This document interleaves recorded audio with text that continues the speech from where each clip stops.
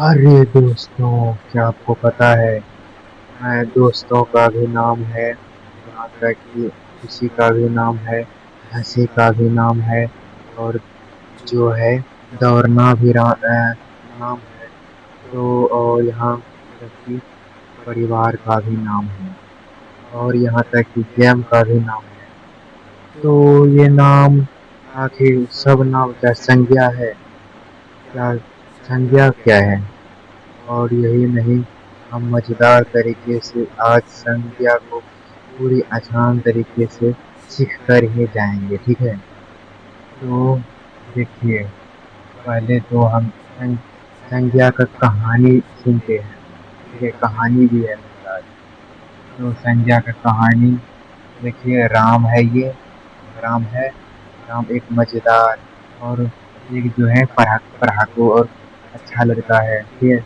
वो जो है राम एक लड़का है। वो जो है राम, वो वो हो जाएगा व्यक्तिवाचक। तो राम जो है, ये किसी का हम कुछ भी नाम रख सकते हैं, ठीक है? कुछ भी नाम इसका रख सकते हैं, कुछ भी। तो जो इसका नाम होगा वो हो जाएगा व्यक्तिवाचक। एक लड़का है जो राम है। अब राम जो है गया स्कूल पढ़ने के लिए। स्कूल गया तो वहाँ प्रार्थना होता है, प्रार्थना, ठीक है? प्रार्थना होता है। तो ये प्रार्थना करने आया तो बहुत सारे भीड़ था। तो अब भीड़ था, तो भीड़ जो है, भीड़ हो गया क्या? भीड़ हो गया समूहवाचक। और हाँ, समूहवाचक हो गया, ठीक है? भीड़ समूहवाचक हो गया। तो यहाँ पर लिखा है समूहवाचक संज्ञा। तो ये भीड़ हो गया समूहवाचक। उसके बाद जो है, यहाँ पर देखिए, राम जो है बहुत मेहनती लड़का है, ठीक है? राम बहुत मेहनती लड़का है। वो बहुत मेहनत करता है, बहुत पढ़ता है, स्कूल जाता है, बिल्कुल आपकी तरह। तो वो बहुत मेहनती लड़का है। राम बहुत मेहनती लड़का है। तो इसमें जो है लड़का, लड़का जो है जातिवाचक हो जाएगा, क्योंकि हर कोई, जैसे आपको हमने कहा लड़का, हमें कहा हम लड़का है, उसी प्रकार यहाँ लड़का जैसे ही आया तो हर जाति की बात आ गया, तो यहाँ जातिवाचक हो गया। तो ये देखिए, राम की कहानी में हम पूरी बात सीख रहे हैं, ठीक है? उसके बाद यहाँ से आ जाता है यहाँ, ठीक है? अब ये जो है, जो मेहनती लड़का था, वह अपनी मेहनत से जो है, वो मेहनत जो करता था उससे उसे बहुत खुशी मिलता था, मज़ा मिलता था, और बहुत खुशी था। तो उसके कारण से वो जो है उसमें भाव हो गया। तो मज़े को हम क्या कहते हैं? भाववाचक संज्ञा, ठीक है? तो उसकी मेहनत यानी उसमें खुशी, खुशी को हम कहेंगे भाववाचक संज्ञा, ठीक है? अब समझ रहे हैं? अब उसके बाद जो है वो घर गया। ये ये घर चला गया, अपने घर। और यहाँ मम्मी उसकी थी, ठीक है? उसकी मम्मी ने भी क्या किया? उसकी मम्मी ने उसे दूध दिया पीने को। तो अब दूध, दूध तो मतलब जो है पानी वानी है या कुछ भी, तो हम जिसे ढालते हैं या कुछ भी करते हैं तो उसे हम द्रव्यवाचक कहते हैं। तो दूध दिया जो, तो उसे हम द्रव्यवाचक कहते हैं, द्रव्यवाचक। तो आपको समझ में आ गया होगा, तो फिर से एक बार करते हैं, ठीक है? तो ये जो है राम, राम एक राम गया, राम बहुत अच्छा लड़का था। वो गया कहाँ? तो राम एक व्यक्तिवाचक, वो स्कूल गया। तो स्कूल में बहुत भीड़ था, प्रार्थना कर रहा था। वो भीड़ एक हो गया समूहवाचक। और वह उसके बाद जो है, उसके बाद वो बहुत मेहनती था, इसलिए पढ़ाई कर रहा था। तो वह लड़का बहुत मेहनती था, तो लड़का हो गया जातिवाचक। उसके बाद उसे मेहनत से खुशी मिलती थी तो खुशी हो गया जो भाववाचक उसे।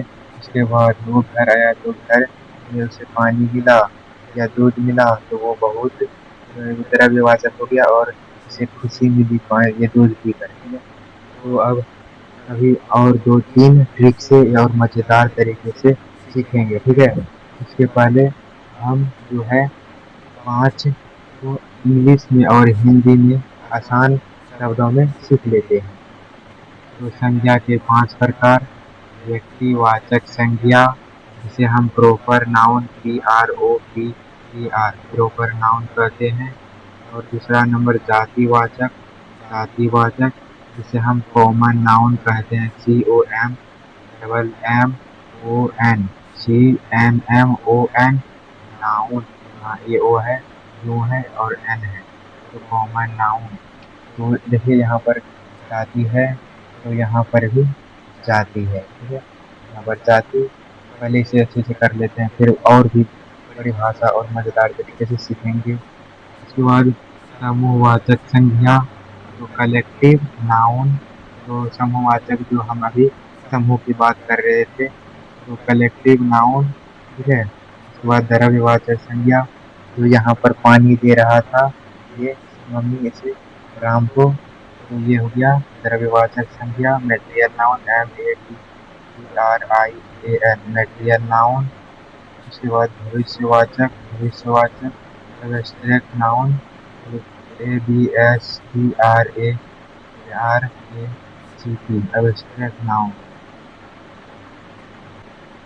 तो हम इसे लगभग 50% सीख लिए हैं, तो और चलते हैं 100% सीखते हैं बिल्कुल जड़ से, और भी इससे मजेदार तरीके से।